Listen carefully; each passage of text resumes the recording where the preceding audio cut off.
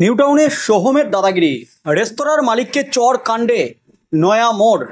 সোহমের বিরুদ্ধে নয়া অভিযোগ দায়ের, আরও বিপাকে সোহম। তার মধ্যেই সোহমকে নিয়ে বিস্ফোরক তৃণমূল সাংসদ দেব। তৃণমূলের নয়া সাংসদ দেব, তৃণমূল বিধায়কের বিরুদ্ধে বিস্ফোরক দেব। এই মুহূর্তের সবচেয়ে বড় খবর, নিউটাউনে রেস্তোরাঁর মালিককে মারধর কাণ্ডে অভিনেতা তথা তৃণমূল বিধায়ক সোহম চক্রবর্তীর বিরুদ্ধে আরও একটি অভিযোগ দায়ের করা হয়েছে। টেকনোসিটি থানায় অভিযোগটি দায়ের করেন রেস্তোরাঁর মালিক। এর আগে শনিবার রেস্তোরাঁর ম্যানেজার একটি অভিযোগ দায়ের করেছেন সোহমের বিরুদ্ধে। সোহম পাল্টা অভিযোগ দায়ের করেছেন হোটেলের মালিকের বিরুদ্ধে। তার দাবি, ঘটনার পুরো ভিডিও ফুটেজ প্রকাশ্যে আসেনি, ঘটনার একাংশের সিসিটিভি ফুটেজ প্রকাশ্যে এসেছে। সোহমের আরও দাবি, আগে হোটেল মালিক কর্মীদের তরফেই আক্রমণ করা হয়েছে। এই ঘটনার এখন পর্যন্ত মোট 3টি অভিযোগ দায়ের হয়েছে টেকনোসিটি থানায়। শুক্রবার সন্ধ্যায় নিউটাউনের একটি রেস্তোরাঁয় মালিককে মারধরের অভিযোগ উঠেছে চণ্ডীপুরের বিধায়ক সোহমের বিরুদ্ধে। রেস্তোরাঁ বন্ধ করার হুমকিও দিয়েছেন বলে অভিযোগ। স্থানীয় সূত্রে খবর, এই রেস্তোরাঁর একটি ফ্লোরে শুটিং চলছিল সোহমের। সেই সময় রেস্তোরাঁর সামনে শুটিং ইউনিটের গাড়ি রাখা নিয়ে সোহমের নিরাপত্তারক্ষীদের সঙ্গে বচসা শুরু হয় মালিক আনিসুর আলমের। আনিসুরের দাবি, একটি পার্কিং খালি করতে বললে সোহমের নিরাপত্তারক্ষীরা তার উপর চড়াও হন। অভিযোগ, এরপর সোহম তাকে মারধর করেন, লাথি ঘুষি মারেন। মারধরের কথা অবশ্য স্বীকার করেছেন সোহম, যদিও তার দাবি ওই রেস্তোরাঁর মালিক তৃণমূলের সাধারণ সম্পাদক অভিষেক বন্দ্যোপাধ্যায়কে এবং তাকে গালিগালাজ করেছেন। তাতেই তার মাথা গরম হয়ে যায়। আনিসুর যদিও দাবি করেছেন তিনি অভিষেককে গালিগালাজ করেননি, পরে তিনি এই নিয়ে ক্ষমাও চেয়েছেন। জানিয়েছেন, জনপ্রতিনিধি হিসাবে এভাবে মেজাজ হারানো ঠিক হয়নি, তবে তার নেপথ্যে প্ররোচনা রয়েছে বলেও অভিযোগ করেছেন তিনি। এবার সোহমের বিরুদ্ধে দ্বিতীয় অভিযোগ দায়ের হয়েছে থানায়। তার মধ্যেই কিন্তু তোলপাড় একবারে রাজ্য রাজনীতি। তৃণমূল বিধায়কের এহেন কাণ্ডে কিন্তু ছিচি করছে গোটা রাজ্যের মানুষ। তার মধ্যেই কিন্তু এবার সোহমের পাশে নেই বন্ধু দেব।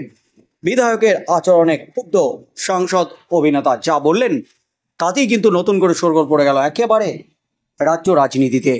এবার অভিনেতা বিধায়ক সোহমকে নিয়ে কড়া সমালোচনা করলেন তার ইন্ডাস্ট্রির বন্ধু, দলের সতীর্থ সুভাষ দেব। রেস্তোরাঁ কাণ্ডে সোহমের পাশে দাঁড়ালেন না অভিনেতা সাংসদ, সবারে জানিয়ে দিলেন এই ঘটনার সমর্থন করে না। সংবাদ মাধ্যমকে দেব বলেন, সোহম একজন সেলিব্রিটি এবং অবশ্যই একজন জনপ্রতিনিধি, আর তাই তার অনেক বেশি দায়িত্ববান হওয়া উচিত। তার কাছ থেকে এই ধরনের আচরণ কখনোই কাম্য নয়। এছাড়াও দিনের শেষে তিনি একজন মানুষ এবং কোনো মানুষেরই অন্য কোনো কারো প্রতি এরকম আচরণ করা আমি সমর্থন করি না। সোহম ঘনিষ্ঠ বন্ধু হলেও তাকে সমর্থন করেন না দেব, সে কথা জানিয়ে দিলেন স্পষ্ট। অভিনেতা এবং সাংসদ হিসাবে দেব বরাবরই মানুষের পাশে দাঁড়িয়েছেন। এবারে লোকসভা নির্বাচনে ঘাটাল থেকে প্রায় 1,83,000 ভোটে জিতেছেন তৃণমূলের হয়ে। রবিবার তিনি ঘাটালের বিভিন্ন জায়গায় বৃক্ষরোপণ করেন। দেব ঘোষণা করেছেন, নোটা বাদে যত ভোট দল নির্বিশেষে মানুষ ঘাটাল কেন্দ্রে দিয়েছেন, আগামী 5 বছর ধরে ততগুলো গাছ ঘাটালে তিনি লাগাবেন। সোহম এবং দেবের সম্পর্ক বরাবরই ভালো। কিছুদিন আগেই প্রধান ছবিতে দুজন একসঙ্গে কাজ করেছেন। দুজন একই রাজনৈতিক দলের কর্মী। তবে সম্প্রতি সোহম শুটিং চলাকালীন নিউটাউনের রেস্তোরাঁয় যে কাণ্ড ঘটিয়েছেন, সেটা ভালো চোখে দেখছেন না দেব। সোহমের এই আচরণের সমালোচনা করলেন প্রকাশ্যে। জানা যায় যে রেস্তোরাঁর সামনে সোহমের যে গাড়িটি রাখা ছিল, সেই রেস্টুরেন্টের মালিক এসে গাড়িটি সরাতে বলেন। তা নিয়ে অভিনেতা নিরাপত্তারক্ষীদের সঙ্গে মালিকের কথা কাটাকাটি শুরু হয় এবং নিরাপত্তারক্ষীরা জানান এটি বিধায়ক সোহম চক্রবর্তীর গাড়ি। এরপর সোহম নিচে নেমে এসে রেস্তোরাঁর মালিককে মারধর করেন। শুধু তাই নয়, মালিককে মারধর করার কথা স্বীকার করে নিয়েছেন সোহম। তার অভিযোগ, অভিষেক বন্দ্যোপাধ্যায়ের নামে কটূক্তি করার জন্যই নাকি তার গায়ে হাত তুলতে তিনি বাধ্য হন, যদিও মালিক সে কথা সম্পূর্ণ অস্বীকার করেছেন।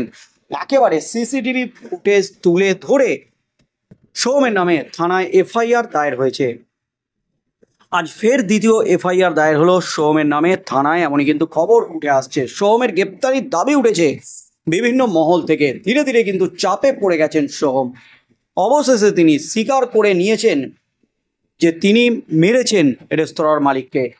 এরপর পুলিশ সোহমের বিরুদ্ধে কি পদক্ষেপ নেয় রাজ্য সরকার, রাজ্যের বিধায়ক তৃণমূল বিধায়ক সোহমের বিরুদ্ধে কি পদক্ষেপ নেয়, কি হতে চলেছে আগামী দিনে রাজ্য রাজনীতিতে। তার মধ্যে তৃণমূল সাংসদ দেব, তিনি কিন্তু বন্ধু সোহমের পাশে দাঁড়ালেন না, কারণ সোহম একজন জনপ্রতিনিধি। তার এহেন আচরণকে তিনি কখনোই সমর্থন করেন না, কারণ সোহমের আরও সংযত হওয়া উচিত ছিল। তাছাড়া তিনি একজন মানুষ, মানুষ হিসাবে একজন মানুষের প্রতি এরকম আচরণ তিনি কখনোই সমর্থন করেন না, সপাটে জানিয়ে দিলেন দেব। তবে আগামী দিনে কি হতে চলেছে এই কাণ্ডে? সোহম কি ফের বিপদে পড়তে চলেছেন? গ্রেপ্তার হতে পারেন সোহম?